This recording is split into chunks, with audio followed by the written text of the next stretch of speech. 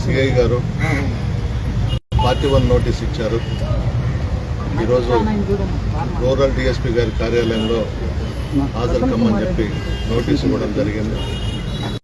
అందులో భాగంగానే ఈరోజు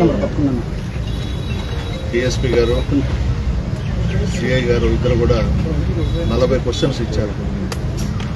ఆ 40 క్వశ్చన్స్కి రిటర్న్గా మాట్లాడుతాను.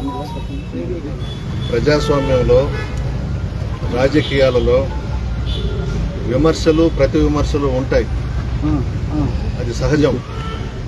కానీ వీటి మీద కేసులు పెట్టుకుంటూ పోతే కోర్టు హాలులో పట్టవు, జైళ్ళు పట్టవు. విమర్శలు ప్రతి విమర్శలు అనేది సహజం, అది రొటీన్గా జరుగుతూ ఉంటుంది. ఈ మధ్యన జరిగిన సంఘటన అంతా కూడా మీకు తెలుసు.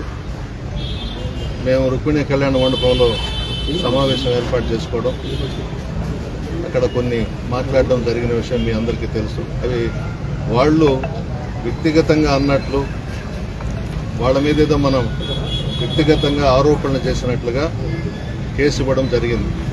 ఇది కోర్టులో ఉంది, ఇంతకన్నా నేను ఎక్కువ మాట్లాడకూడదు.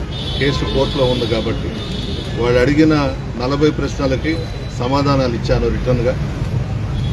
సార్, మీరు చేసినటువంటి విమర్శ అనేది రాజకీయ విమర్శ కాదు, వ్యక్తిగత విమర్శ. అదేవిధంగా మహిళల మనోభావాలు దెబ్బతీసే విధంగా ఉన్నాయని చెప్పి ఇటు అదే వాళ్ళు ద్వంద్వ అర్థాలు తీసుకున్నారు, అపార్థం చేసుకున్నారు. మేమైతే ఆమె గురించి నేను మాట్లాడలేదు.